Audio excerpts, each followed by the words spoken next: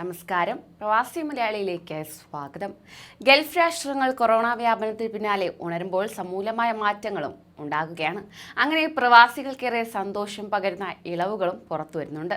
സൗദിയിലാണെങ്കിലോ ഏറെ ഇളവുകളാണ് അധികൃതർ നൽകി വരുന്നത്. ഇപ്പോഴിതാ പുതിയ വാർത്ത വന്നിരിക്കുന്നു. സൗദിയിൽ ഹുറൂബ് രജിസ്റ്റർ ചെയ്യാനും അവ റദ്ദാക്കാനുമുള്ള നിബന്ധനകൾ സൗദി പുറത്തിറക്കിയിരിക്കുകയാണ്. മാനവവിഭവശേഷി സാമൂഹിക വികസന മന്ത്രാലയമാണ് ഇത് സംബന്ധിച്ച ഉത്തരവ് പുറത്തിറക്കിയിരിക്കുന്നത്. വർക്ക് പെർമിറ്റ് കാലഹരണപ്പെട്ട ശേഷം ഹുറൂബ് രജിസ്റ്റർ ചെയ്യാനുള്ള നിബന്ധനകളാണ് സൗദി പുതുക്കിയിരിക്കുന്നത്. ഇതിനുവേണ്ടി പുതിയ വ്യവസ്ഥകൾ ഉൾപ്പെടുത്തിയിരിക്കുകയാണ്. തൊഴിലുടമയുടെ ഏകപക്ഷീയമായ നടപടിയായ ഹുറൂബിൽ തൊഴിലാളിക്ക് ഇപ്പോൾ വിയോജിപ്പ് രേഖപ്പെടുത്താൻ സാധിക്കും. ഹുറൂബ് റദ്ദാക്കുമ്പോൾ ഉടമ ശക്തമായി പാലിക്കേണ്ട നിബന്ധനകളാണ് പുറത്തിറക്കിയിരിക്കുന്നത്. സമർപ്പിച്ചിരിക്കുന്ന അപേക്ഷയിൽ പഠനം നടത്തണം എന്നാണ് പുതിയ വ്യവസ്ഥ. പഠനത്തിന് വിധേയമാകുമ്പോൾ ശ്രദ്ധിക്കേണ്ട കാര്യങ്ങൾ ഇവയാണ്. സ്ഥാപനത്തിൽ രജിസ്റ്റർ ചെയ്ത തൊഴിലാളികളുടെ എണ്ണം എത്രയാണ്? തൊഴിലാളികളുടെ വർക്ക് പെർമിറ്റിന്റെ കാലാവധി എത്രയാണ്? സ്ഥാപനത്തിൽ ഉദ്യോഗസ്ഥർ എത്ര തവണ പരിശോധന നടത്തി? തൊഴിലുടമയ്ക്കെതിരെ തൊഴിലാളികളുടെ ഏതെങ്കിലും തരത്തിലുള്ള പരാതി ഉണ്ടെങ്കിൽ തന്നെ അതിന്റെ വിവരം റിപ്പോർട്ട് ചെയ്യണം. ഹുറൂബിന്റെ റിപ്പോർട്ടിംഗ് നടത്തേണ്ടത് ഇലക്ട്രോണിക് പോർട്ടൽ വഴിയാണ്. തൊഴിലുടമയുടെ അക്കൗണ്ട് വഴിയാണ് ഇത് ചെയ്യേണ്ടത്.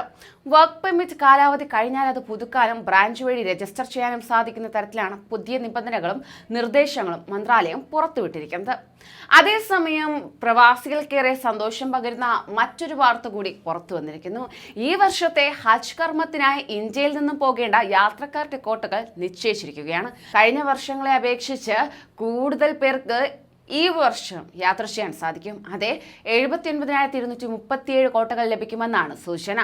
ഇതുമായി ബന്ധപ്പെട്ടുള്ള ഔദ്യോഗിക വിവരങ്ങൾ ലഭ്യമായിട്ടില്ല എങ്കിലും ഒരു പ്രമുഖ മാധ്യമമാണ് ഇത് സംബന്ധിച്ച വാർത്ത പുറത്തുവിട്ടത്. ഇന്ത്യയിൽ നിന്നും അപേക്ഷിച്ച ഭൂരിഭാഗം പേർക്കും ഹജ്ജിനായി അവസരം ലഭിക്കുമെന്നാണ് ഇതിലൂടെ ലഭ്യമാക്കുന്ന വിവരം.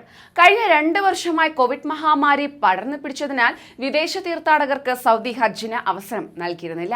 എന്നാൽ ഇത്തവണ 10 ലക്ഷം തീർത്ഥാടകർക്കാണ് അവസരം ലഭിക്കുക.